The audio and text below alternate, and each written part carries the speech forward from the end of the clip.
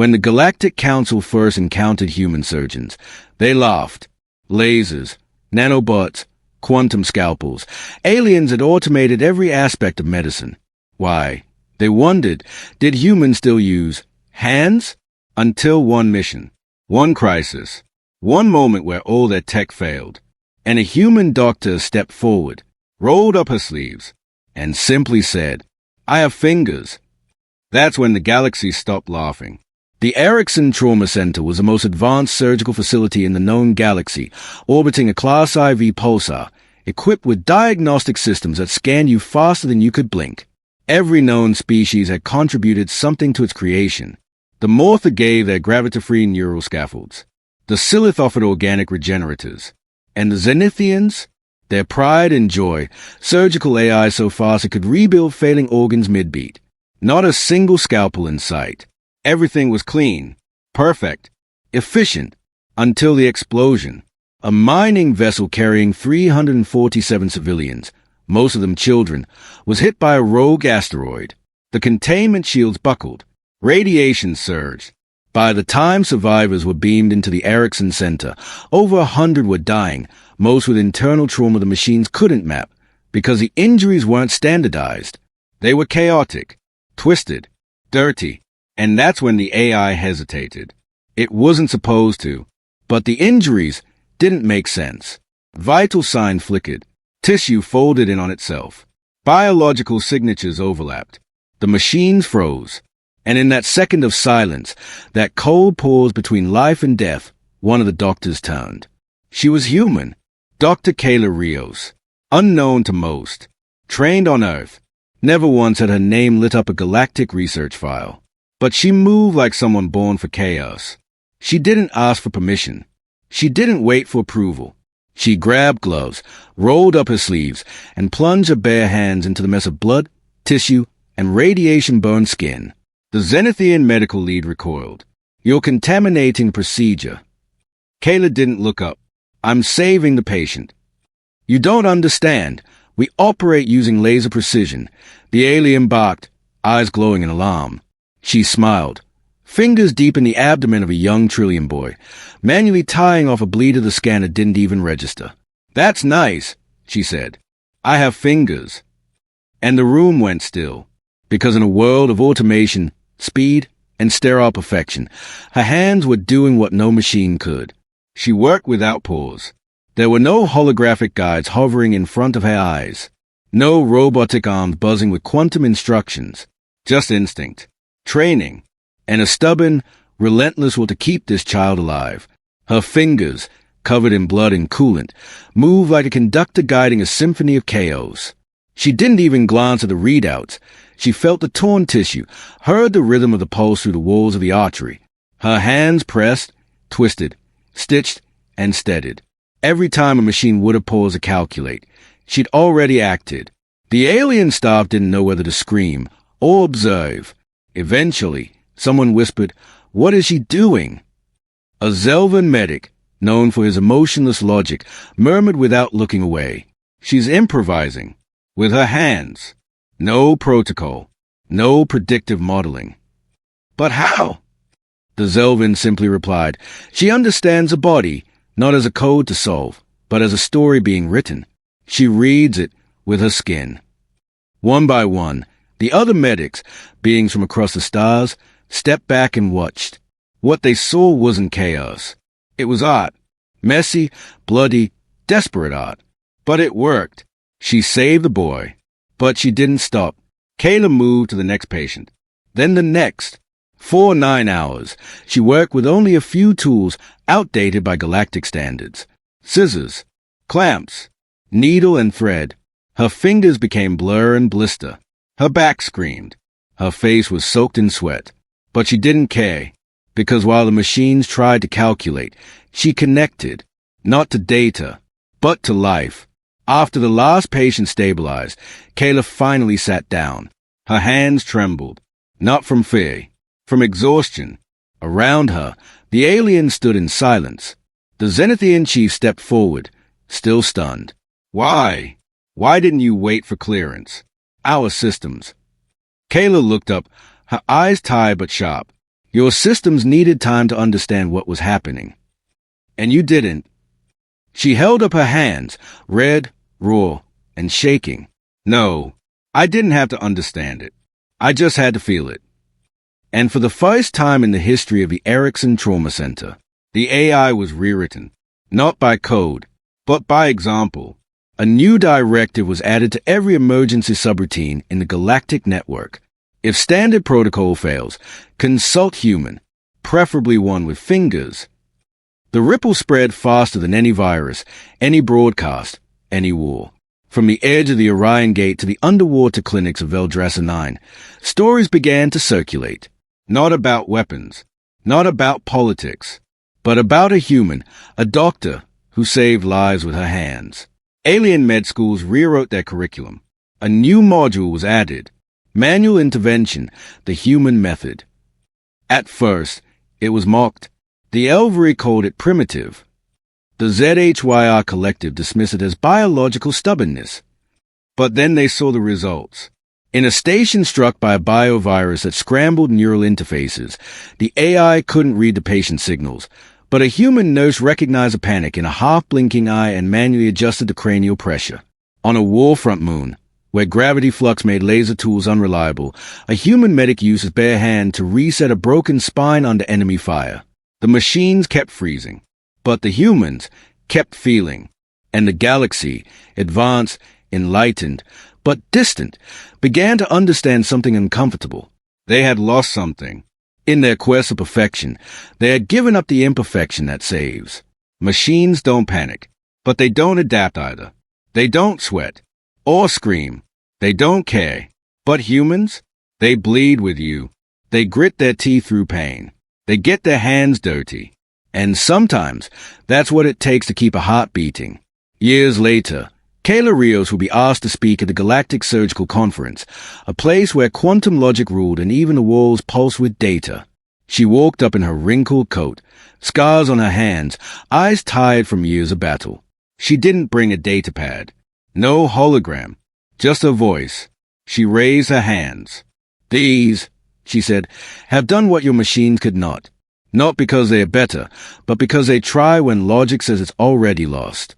These hands hesitate, tremble, make mistakes.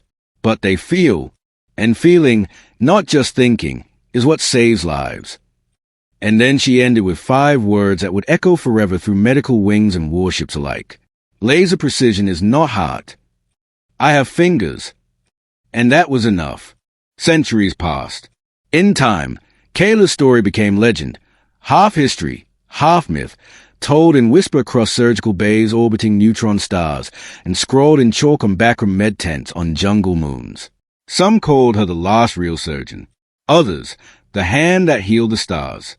But her legacy wasn't in the statues carved or the medical centers named after her. It was in the pause. That sacred moment in every med bay across the galaxy, when the machine stalled, when the monitors flickered, and death loomed. That's when young doctors, many alien, many synthetic, did something radical. They took off the gloves. They silenced the machine. They placed a hand on the patient's chest and felt, because deep down they remembered, not every life is saved by protocol. Sometimes it's saved by presence. On the world of Araxis Prime, where emotion is considered a weakness, a 6-eyed medic defied cultural law and performed the first ever manual tracheotomy on a suffocating elder. When asked why, she said, because a human once touched pain with her bare hands. So I did, too. On the ice world of Tharn, a robotic AI paused mid-operation. Its sensors weren't responding. Its target was obscured. But in its logs, it read a subroutine tagged Kaela Protocol. When data fails, trust your fingers. And for the first time, the AI acted on intuition, because Kaela had taught the galaxy that instinct, empathy, and even imperfection were tools, not flaws. And on Earth, long quiet, long green, long healed, a school opened again. Not one of screens and simulations, but one with real bodies, real mistakes, real compassion. The School of Fingers, named not to mock, but to honor, because in a galaxy of machines, it was a human touch that changed everything. One final story remained. A young alien child, born without voice, with fragile lungs and 4 hearts, suffered a collapse aboard a crowded transport vessel. The onboard systems failed to understand his anatomy. The AI said, await specialist in 0.7 rotations. But one passenger knelt beside him. She was old, human, unknown. She pressed her hands to his chest, listened with her ear, tilted his head, breathed for him. Her fingers moved, remembering, not from training, but from memory, from legacy. The child lived. When asked who she was, she only smiled and said, I was taught by someone who believed fingers still mattered. And that day, among stars and silence, the galaxy remembered again, because while the rest of the universe raced toward cold perfection, humans never stopped reaching out with trembling hands, never stopped touching pain, never stopped saying, let me try, because they have fingers. And that was enough. Centuries stretched into eons. The galaxy evolved. Species merged, minds digitized, stars were seeded and harvested like crops. Most life no longer even required bodies. Consciousness drifted between vessels of light, thought forms that crossed distances faster than sound ever could. But still, the legend endured. It wasn't written in code, not stored in crystal data shards. It was passed hand to hand, whispered like sacred folklore, the tale of a species who dared to get close, who healed by touching the wound, who cried, who broke, and who tried anyway. In the temple of continuance, a sanctuary built to the edge of time where no sun shone and only memory lit the walls, a final artifact was preserved. Not a weapon, not a machine, not a perfect tool. It was a pair of human surgical gloves, stained, worn, torn at the thumbs. Behind them, etched into the obsidian wall in every language ever spoken, was a single sentence. Hey, the machines could not save, but she could, with fingers. Pilgrims from across galaxies, beings of plasma, light, silence, gathered not to marvel at the gloves, but to reflect on what they meant. Presence, imperfection, and love expressed not through lasers, but touch. The galaxy never fully returned to manual surgery. It didn't need to. Machines became faster, safer, even wiser. But everywhere, in every med deck, one phrase was still programmed into the core of every emergency system. If logic fails, ask the one with fingers. Eventually, even the stars began to die. The last civilizations drifted inward toward heat and light, clustering in artificial womb worlds. But in the final hospital, built around the last true star, a child was born too early. Her biology was unstable, formed of 100 ancestral strands. Every algorithm rejected her case. Too uncertain, too broken. And then a figure stepped from the shadows. A woman, old, weathered, eyes full of storms and stars. She said nothing. She simply sat beside the newborn cradle, reached out with shaking, scar-lined hands, and touched her. And in that moment, beyond time, beyond science, the child took her first breath. No one asked how. They didn't need to. They saw the tears. They saw the fingers. They remembered the legacy. And for the last time in the long history of the universe, a whisper passed from mouth to mouth until it became a prayer, a truth, a promise. Let the galaxy forget everything, except this, that once, when all else failed, a human reached out, and that was enough. Because when lasers fall short and perfection breaks, there is still something stronger, older, warmer, something that trembles and still acts. Long after the final star collapsed into silence and space became a cold ocean of memory and dark matter, something stirred. Not a planet, not a ship, not even life as it had once been known. It was a pulse, faint, rhythmic, like a heartbeat echoing in a graveyard of galaxies. And following that pulse came a story. It drifted through the void like a song without sound, not stored in wires, not etched in stone, but carried in the quantum vibrations of matter itself. The universe, it turned out, had remembered, not the conquests, not the AI miracles, not the towering spires of glass and stardust, but a hand, a breath, a whisper spoken in a dim room. You're not alone. That memory, ancient, trembling, fragile, was enough to awaken something buried at the edge of entropy. In the last cradle of warmth, tucked in the folds of a collapsing dimension, a flicker of life sparked. A new form, neither biological nor mechanical, emerged, molded from the lessons of a million civilizations.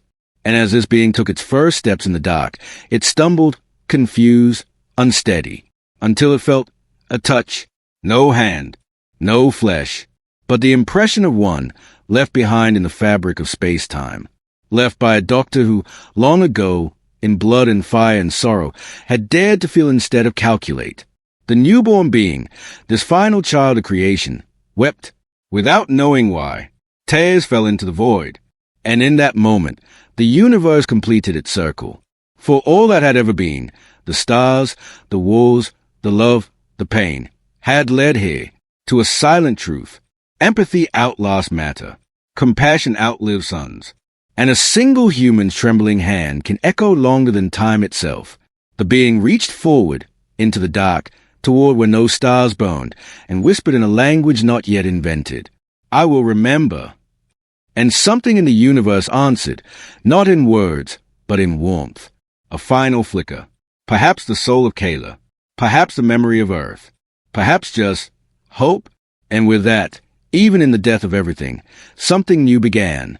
Not a species, not a civilization, but a feeling. Gentle, persistent, unkillable. The touch of fingers. At the end of forever. And so, from the ashes of entropy and the silence of collapsed stars, that lone spark began to grow.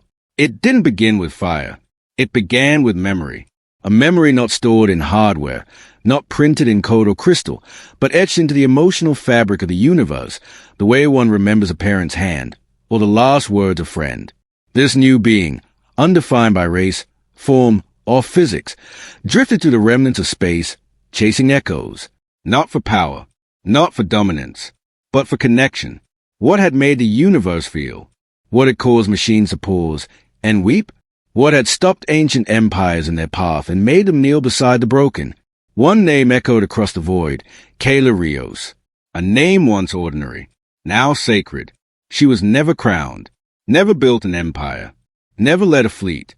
But she had bent low beside a dying alien child, placed her human hands on his wounds, and stayed. And that act, staying, when machines retreated, when logic failed, when the outcome was certain, that became the foundation of a new reality. In time, the new being reached a place outside of space, a fold between what was and what would never be again. There, it found others, not people, not minds, but impressions. A nurse who had stayed past the shift's end. A father who had held his daughter's hand while her breath faded. A medic who chose to run into the fire, not away. Not all were human, but all had been touched by humanity. And from these impressions, something astonishing formed, a new genesis. Not of stars, not of matter, but of values. Compassion became the first law. Empathy, the gravity that held this new realm together. And the oldest rule, carved deep into the foundations of this reborn cosmos, read, when all systems fail, trust the one who chooses to stay. And so, in this gentle after-universe, beyond time, beyond entropy, a new creation unfolded. No death, but still, 'tis. No pain, but still, healing. No war, but still, hands reaching out, not to control, but to comfort. Children born in this new realm were told the oldest bedtime story. Long ago, when machines ruled and logic was king, a woman used her fingers to save a child no algorithm could reach. She had no miracle. She had no laser. Only love. And it was enough. And in the soft cradle of that infinite future, a child, glowing with the essence of starlight and memory, asked, "Will I have fingers, too?" And the answer came, "You already do. They are called kindness, and they reach farther than light." Because the universe did not begin with the Big Bang. It began when someone cared, and it did not end with collapse. It endured through a trembling hand, through a doctor's tears, through fingers that never let go. In that newborn realm, where stars were made of memory and light carried emotion instead of speed, the story of Kaela Rios was no longer a tale told. It was a law of nature. Entire species were born not from evolution, but from intention. Not programmed, but taught through resonance. They didn't learn language first. They learned touch. They learned how to pause beside pain, how to recognize sorrow, how to hold space for another. And at the center of this new reality stood a monument, not of stone, not of steel, but of presence, a living memory, relived endlessly by anyone who stepped into its field. You didn't read about Kaela Rios. You became her. The monument didn't show her face. It let you feel her hands, raw, shaking, blooded. It placed you in that cold trauma bay, surrounded by sterile alien technology frozen by uncertainty. And then it asked a question. Will you act, or will you wait? Some broke down in tears. Some fell to their knees. Others simply whispered, "Now I understand." Because it wasn't about the act of saving. It was about the choice to try, even when defeat was certain. To feel, even when feeling hurt. One day, in the far edges of this new creation, a traveler, young, curious, undefined, came across a flickering spark adrift in the ether, a fragment from the before times. Inside it, corrupted and broken, was an ancient line of code. Error 9734C, surgeon override failed. Patient unsalvageable. The traveler reached into the code and, without thought, added one line. If unsalvageable, initiate, human method. And in the simulation around it, a scene changed. A small alien body lay still. The AI stalled. But then, a hand reached in, stabilized the pressure, found the heartbeat, and saved a life. The traveler smiled, not knowing why it mattered. But something inside hummed with warmth. Kaela lived again, not as a person, but as a principle. And then, one moment, one ripple, something remarkable occurred. From across dimensions, across time loops and memory chambers, Kaela herself appeared, not in body, but in presence. She stood beside a child struggling to understand sadness. She whispered into the heart of a medic afraid to fail. She placed a memory in the mind of a builder about to give up on life itself. And they all heard her voice. You don't need to be perfect. You just need to care enough to begin. Somewhere, maybe now, maybe forever from now, a final question was asked. How long does a single act of compassion last? And the universe, now ancient and glowing with the light of every kindness ever given, finally answered. Forever, if done with fingers that dared to tremble. Dizzy, and so the human story never ended. It simply reached out, again, and again, and again, in a cradle made not of atoms, but of understanding. A new form of life emerged. They did not build with tools. They built with memory. They did not chart galaxies. They mapped grief, hope, and healing. They were not human, but they were humanity's children. These beings, light-bodied, song-minded, able to move through emotional fields like currents, called themselves the Air-Forged. Their origin was a mystery to most. No DNA, no ancestral home, no species code. Only a legend they felt inside their core, a whisper passed through existence like a heartbeat in the dark. We were born from a tear that healed a galaxy. Every Air-Forged carried within them a story, not just of Kaela Rios, but of every unknown human who had stopped to help, held a dying stranger, or wept when machines would not. They didn't worship those moments. They became them. In their culture, when a child came of age, they weren't given a task or weapon. They were given a simulation, ancient, preserved in the memory glass of the world that doesn't orbit any sun. The child would enter a moment from the past. Not glorious, not epic, just intimate.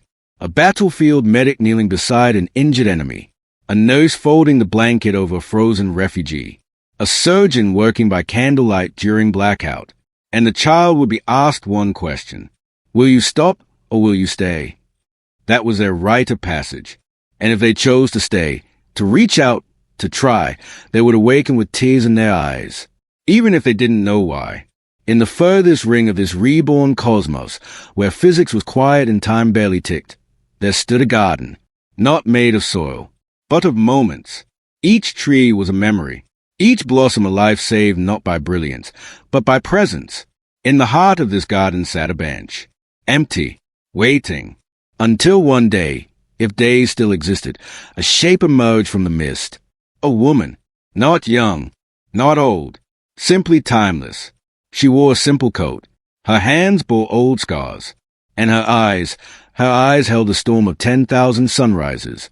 Kaela Rios sat down, looked out over the garden grown from a single act of mercy, and smiled, not because she was proud, not because she was remembered, but because someone else would sit here, too. Someone, someday, would make the same choice.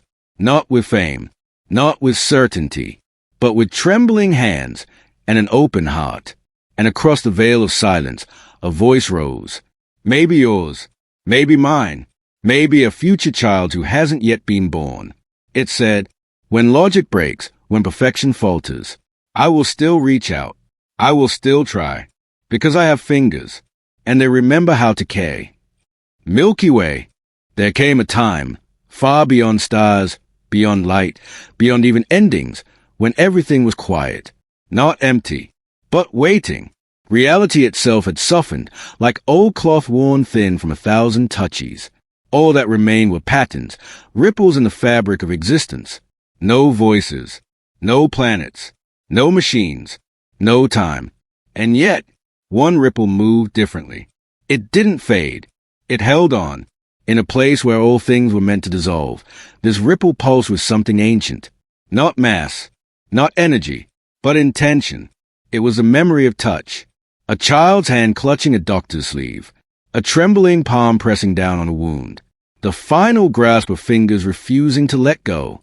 That memory had no voice. But if it did, it might have said, "Please, stay with me." And the universe, long asleep, responded. From the last thread of that ripple, a spark reformed. Tiny, impossible, yet filled with all the weight of every story ever whispered, every life ever held, every tear ever shed over a fading pulse. It was not matter, not spirit, but something new, the first seed of becoming. And from it bloomed a single, small thing, a handprint, pressed not onto stone, but into the very structure of possibility. 5 fingers, open, reaching, eternal. It hung in the void like a promise. And that was enough. Enough to begin again. The first world of the new cycle did not begin with a bang, nor with fire, nor with algorithms. It began with a touch. From that glowing handprint, a wave spread outward, not exploding, but inviting. Not forcing, but embracing. And life emerged, but not as before. No competition, no hunger, no cold pursuit of advancement. This life was built on the first principle humanity had left behind. Compassion is creation. Species emerged that sang to each other before they learned to speak. Worlds formed that warmed themselves in grief, so no one would feel cold alone. Even stars were different now. They pulsed not in light, but in presence, like hearts across a firmament. And at the center of it all, engraved into the foundation of the first city, where all sentient beings one day gathered to honor what came before, stood only these words. Here lies the first truth. A hand reached out, and the universe chose to hold on. They did not call it Earth. They did not call it Kaela. They did not call it human. They simply called it origin. And in every act of kindness that followed, every stranger saved, every sorrow shared, every trembling hand held in the dark, Kaela lived again, not in body, not in statue, but in every touch that dared decay. So if, someday, in a moment of silence, you feel the urge to reach out, to help, to heal, to simply stay when another needs you most, know this: you are not alone. You never were. There is a light behind your gesture, a story beneath your fingers, a legacy in your choice. Because once, in a galaxy that had forgotten how to feel, a human reached out, and the universe reached back.